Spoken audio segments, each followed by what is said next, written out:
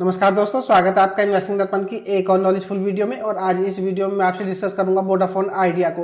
बात करें Vodafone idea की तो बाजार में इससे जुड़ी हुई एक बड़ी न्यूज आ रही है, जिसके चलते इस स्टॉक में आपको तेजी देखने को मिल रही है और हो सकता है इस न्यूज के चलते इस स्टॉक में आपको और तेजी देखने को मिले।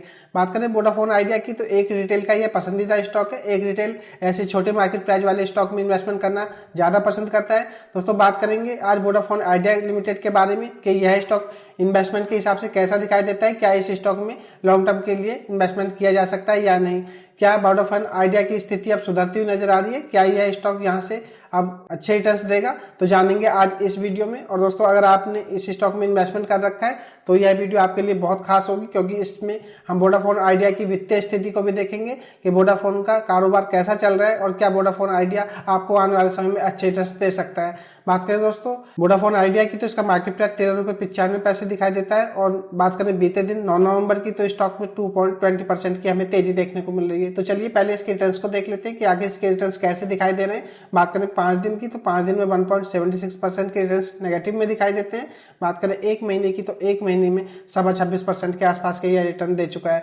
बात करें 6 महीने की तो 6 महीने में 106% के रिटर्न्स दिए। बात करें ईयर टिल डेट से तो ईयर टिल में आप देखेंगे तो 74% के रिटर्न दे चुका है। और एक साल में भी अगर हम देखें तो 61% के रिटर्न दे चुका है। बात करें 5 साल की दोस्तों लॉन्ग टर्म में यह स्टॉक आज भी 46% से ज्यादा आपको नीचे देखने को मिल रहा है। लेकिन बात करें इस स्टॉक की तो जो इसका प्रीवियस हाई है यह इसके आसपास अब पहुंच चुका है। और दोस्तों हो सकता है इस स्टॉक में आपको यहाँ से ब्रेकआउट देखने को मिले।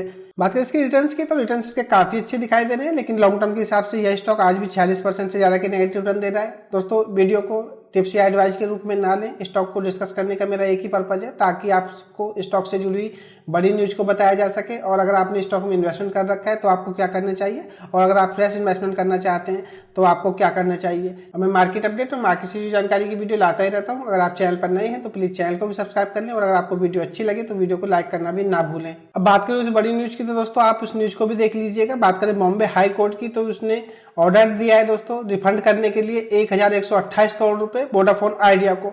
तो दोस्तों कहा जाए तो वोडाफोन आइडिया को 1128 करोड़ रुपए रिफंड के रूप में मिलेंगे। और दोस्तों आगे इस आर्टिकल को अगर आप पढ़ना चाहते हैं तो इस आर्टिकल को आप पढ़ सकते हैं। इसमें यह भी बताया गया है कि यह विद इंटरेस्ट इनको मिलेंगे। तो दोस्तों वोडाफोन आइडिया की अगर हम बात करें तो उनकी वित्तीय स्थिति में थोड़ा सा सुधार आपको देखने को मिलेंगे, क्योंकि इनको यह 1128 करोड़ रुपए का रिफंड मिल रहा है। तो यह वोडाफोन आइडिया से जुड़ी हुई एक बड़ी न्यूज है, जिसके चलते इस स्टॉक में आपको तेजी देखने को मिली है। तो इस न्यूज के चलते हो सकता है वोडाफोन आइडिया में आपको तेजी देखने को मिले। तो दोस्तों आगे हम वीडियो में देखेंगे कि क्या यह स्टॉक इन्वेस्टमेंट के हिसाब से सही दिखाई देता है या नहीं, और क्या यह स्टॉक आने वाले समय में आपको अपनी प्रीवियस हिस्ट्री दोहराता हुआ दिखाई देगा या नहीं। बात करें वोडा आइडिया की तो इसको चार्ट पर देख लेते हैं कि टेक्निकली स्टॉक कैसा दिखाई देता है। बात करें इसके करंट मार्केट प्राइस की तो 13.90 रहा है। बात करें दोस्तों इसकी चार्ट पर तो चार्ट पर यह स्टॉक अप ट्रेंड में दिखाई दे रहा है और स्टॉक में अच्छा खासा मोमेंट बनता हुआ नजर आ रहा है। बात करें इसकी एमएससीडी लाइन की तो एमएससीडी लाइन भी हमें सिग्नल लाइन से ऊपर दिखाई दे रही है। आरएसआई को देखिए तो 69 दिखाई दे रही है। तो कहा जा सकता है स्टॉक चार्ट पर थोड़ा मजबूत नजर आ रहा है। दोस्तों बात करें इस स्टॉक में इन्वेस्टमेंट की, अगर आपने इसमें होल्डिंग ले रखी है तो मैं आपको बताना चाहूंगा, अगर आपको अच्छे रिटर्न्स आ रहे हैं तो आप इस स्टॉक में बने रहें और अपने इन्वेस्टमेंट को कंटिन्यू रखें, और आप इस स्टॉक में लगातार एसएल लेकर के काम करते रहें और अपने एसएल को भी ऊपर की तरफ शिफ्ट करते रहें। अब बात करें इस स्टॉक में फ्रेश इन्वेस्टमेंट की तो दोस्तों मैं प्रिडिक्ट तो नहीं कर सकता कि इस स्टॉक में कोई बड़ी गिरावट आपको देखने को मिलेगी या इस स्टॉक में यहाँ से बड़ी तेजी देखने को मिलेगी।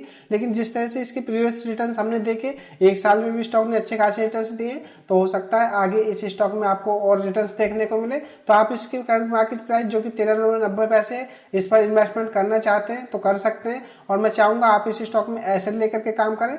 अगर आपका व्यू शॉर्ट टर्म का है तो मैं चाहूंगा आप इसका जो 5 दिन का ईएमए है जो कि 13 रुपए के आसपास है, तो आप इसमें 13 रुपए का एसएल लेकर के काम करें।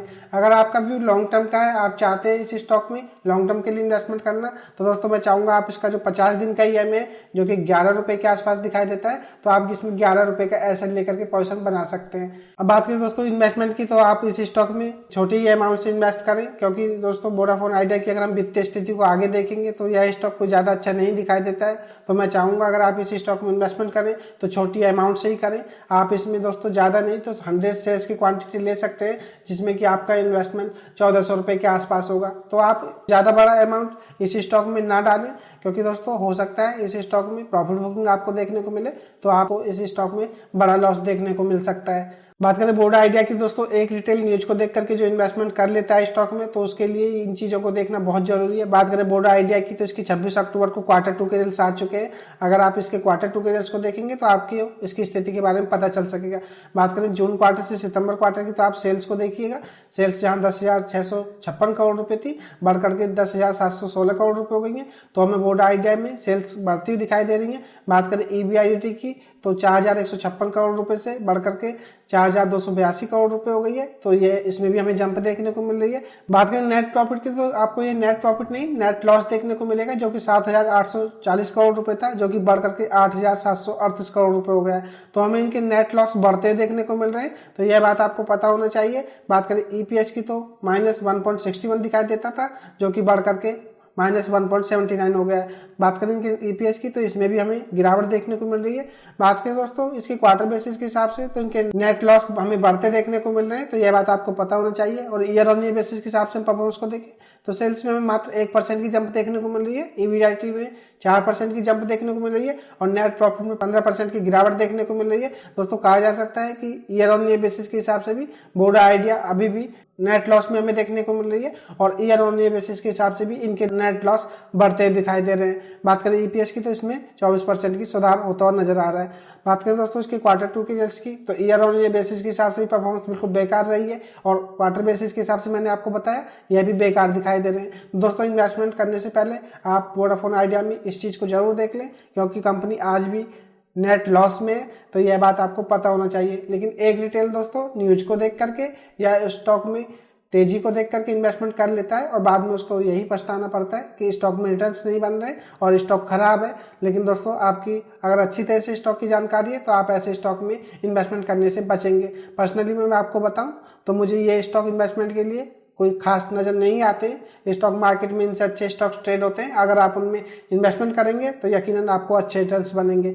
लेकिन दोस्तों फिर भी अगर आप चाहते हैं तो आप इसमें स्मॉल अमाउंट से ही इन्वेस्टमेंट करें, ताकि आपको लॉस हो तो कोई ज़्यादा बड़ा लॉस ना हो, और प्रॉफिट हो तो अच्छा प्रॉफिट हो।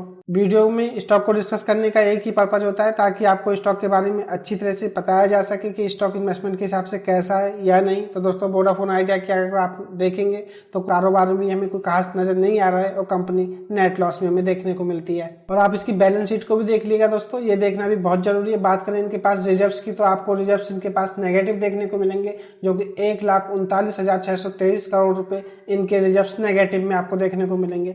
दोस्तों बात करें बोरिंग की, कर्ज की, तो 2,40,651 करोड़ रुपए के कंपनी के पास कर्ज भी हैं, तो यह बात आपको पता होना चाहिए। दोस्तों बात करें इनके पास टोटल लाइबिलिटी की, तो 1,97,429 करोड़ रुपए की टोटल लाइबिलिटीज इन पर देखने को मिलती हैं। तो दोस्तों बात करें इनकी, तो 1,128 करोड़ रुपए आई थिंक जो इनको रिफंड मिलने वाला है। तो कोई इससे कंपनी की स्थिति पे कोई इतना ज़्यादा बड़ा असर नहीं पड़ेगा कि इनके नेट लॉस कम हो जाएंगे, या दोस्तों इनके जो रिजर्व्स हैं वो उनमें अच्छा सुधार आपको देखने को मिलेगा। हाँ, ये थोड़ा बहुत कंपनी को बूस्ट कर सकते हैं, लेकिन यह कोई ज़्यादा बड़ा फर्क इस कंपनी पर नहीं डाल पाएंगे। तो यह थी खास अपडेट वोडाफोन आइडिया पर। मैंने इसके क्वार्टर 2 के रिजल्ट्स को भी आपसे डिस्कस किया, और आपने इस स्टॉक को देखा। दोस्तों इस कंपनी की परफॉर्मेंस कोई ज़्यादा अच्छी नहीं दिखाई दे रही है, ना ही तो क्वार्टर बेसिस के हिसाब से, ना ही ईयर ऑन ईयर बेसिस के हिसाब से। और हमने इसके चार्ट पर देखा, चार्ट पर स्टॉक जरूर मजबूत नजर आ रहा है, लेकिन दोस्तों इस स्टॉक में कब आपको प्रॉफिट बुकिंग देखने को मिल जाए, तो आप इस बात को भी ध्यान में रखिएगा। तो आपको वोडाफोन आइडिया स्टॉक पर यह वीडियो कैसी लगी, और आपकी वोडाफोन आइडिया स्टॉक को लेकर के क्या राय है, मुझे कमेंट करके बताएं। अगर आपको वीडियो अच्छी लगी हो तो वीडियो को लाइक करना ना भूलें। अगर आप चैनल पर नए हैं तो चैनल को सब्सक्राइब जरूर कर लें। मैं मार्केट अपडेट और मार्केट से जुड़ी जानकारी की वीडियो लाता ही रहता हूं। तो चलिए मिलते हैं किसी नई वीडियो में, तब तक के लिए नमस्कार।